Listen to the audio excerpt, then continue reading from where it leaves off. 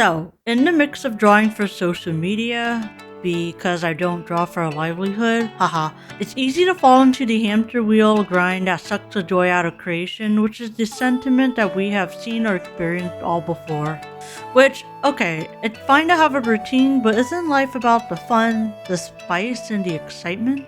For those that are new here, I'm just a gal who likes to draw her silly little comics and art, and after drawing all of these arts and comics, I am proud to say that I have made a grand total of $0. This video isn't to nag or beg anyone for money, but it's to provide context as to why I put so much effort into something with no monetary returns.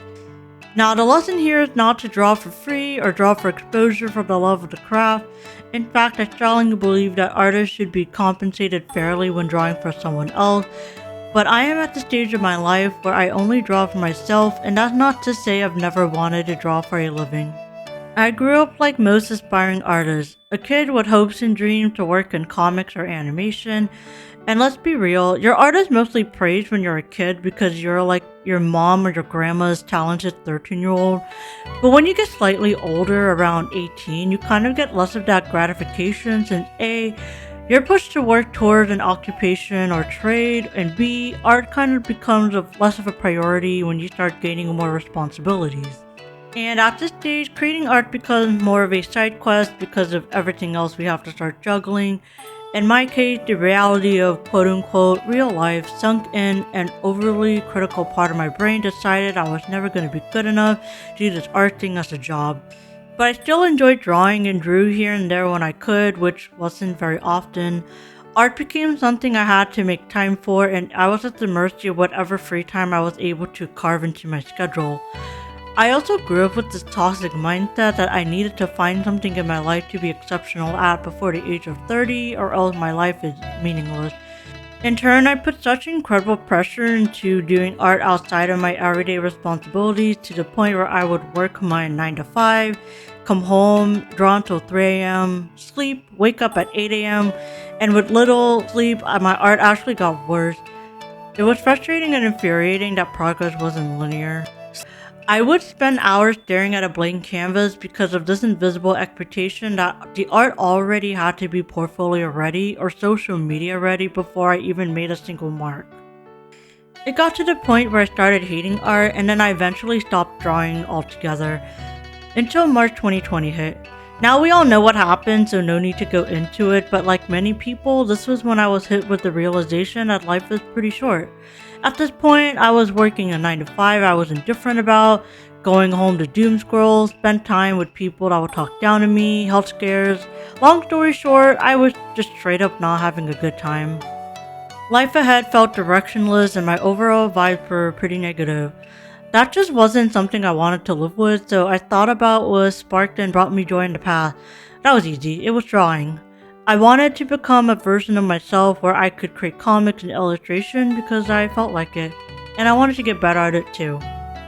It was then I decided I was gonna devote a couple of minutes to a couple of hours every day on art, even if my pieces were complete ass. It was a lot of relearning, drawing, taking more classes, being self-critical, and a lot of self-motivation. Now I won't go too into depth about the topic of art habit building because I already made a video on it, but there were other things I had to change before art became fun for me again. Aside from the technical aspect of art making, there were a couple of mindset changes I had to make in order to draw as often as possible without self-sabotaging myself into quitting. My first realization was that art improvement was not linear. This is kind of an easy one, but for some reason it was a hard pill for me to swallow. In a perfect world, we expect that if we put 3 times the amount of effort into something, we should be seeing 3 times the better result. Or if we have spent hours and hours on the videos, we should expect high views. Or after spending weeks on a Webtoon episode, we should expect an influx of new readers. When I put in an expectation on everything I made, it was difficult to accept that I wasn't always going to get the results I wanted. And it created a toxic mindset that my self-worth as an artist was tied to my performance, which is obviously just not the case. Like, there are so many really well-polished and really amazing professionals out there that have an art job and are killing it in their real life world, but then have no social media following. Or even like artists that are really successful in their careers, but then they find their fulfillment in drawing their own comics, and even if it's posted on their very small corner of the internet. I think the chase of our ideals of success can also be a way to aim for a specific long-term goal, but can also work to your detriment if you put all of your self-worth when you fall short of that goal. After realizing that the art enjoyment is more of the journey and not necessarily the end result, my enjoyment of both my art and my comics was no longer tied to performance. I used to be stoked posting a Webtoon episode that I had spent weeks only to get notes, engagement, and feedback, which I think is a natural reaction because we create to be heard and have someone else to discuss our works with. But I started this webcomic to have an outlet for my writing and the stories in my head. Once I kind of freed myself from that external validation and kind of just drew from my delusional self, it kind of just became more fun. Creating with no strings attached is kind of freeing. The next big thing with that comparison is truly the thief of joy. For my end goal was I want to work in animation.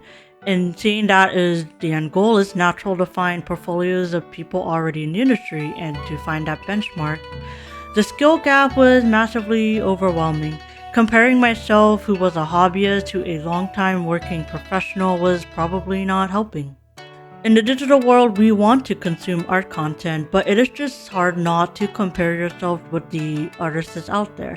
It's easy to just say, hey, just get motivated instead, but I do think it's true that when we see other people's best selves and their best work online, it's just easy to get into the mindset that's like their everyday, that's our only exposure to them, that they allow themselves to show online. So it's truly not fair for us to compare our everyday to someone's highlight reel.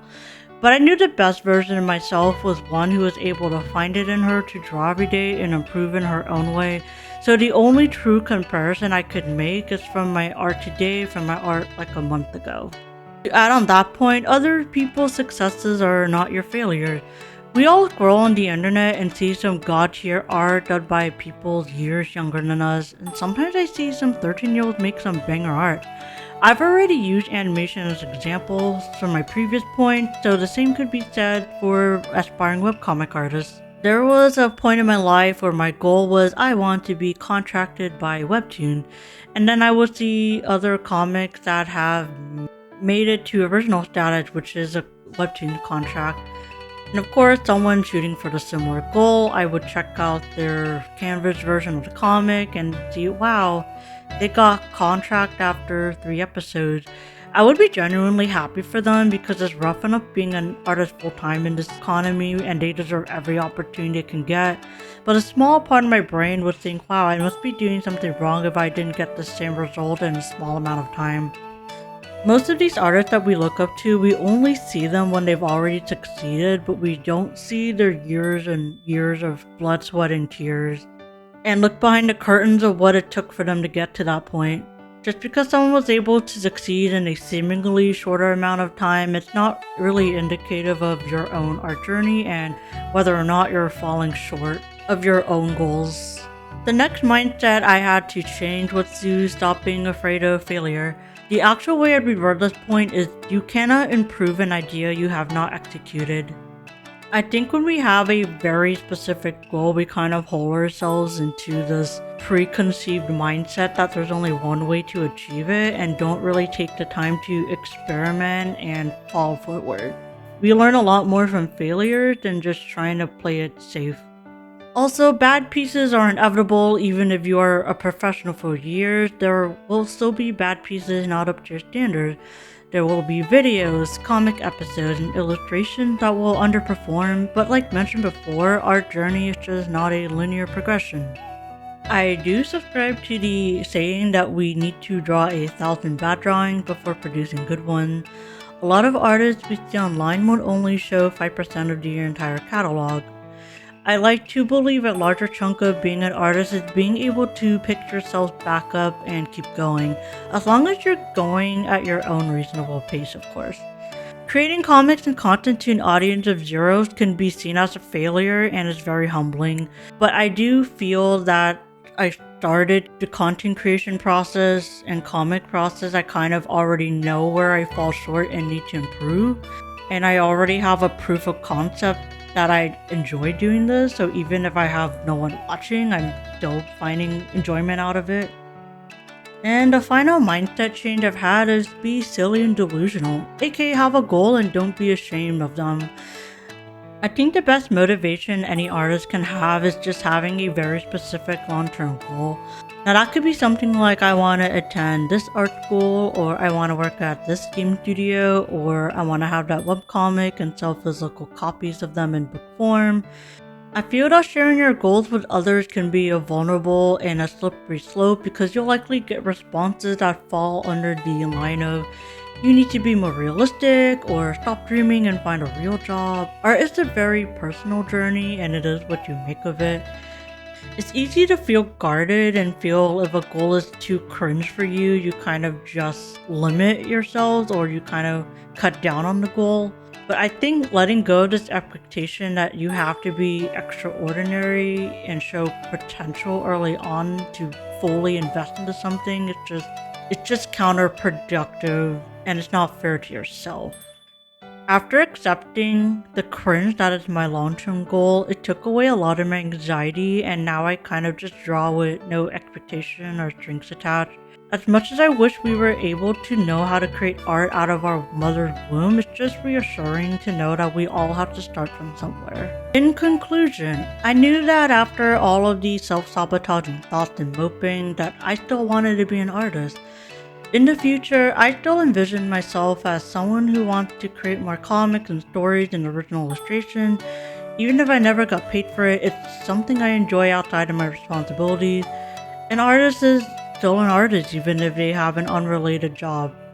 At present day, I'm not able to draw every day without a second thought. Sure, my pieces aren't always the best and I'm not whipping out a completed piece every single day. And my comic performance is not much better either, but it does feel good when I meet someone in real life and they ask me, hey, what do you do for fun? I just whip out my Webtoon and said, yeah, I did that. Without shame because I know creating stuff during my off hours brings me a lot of joy.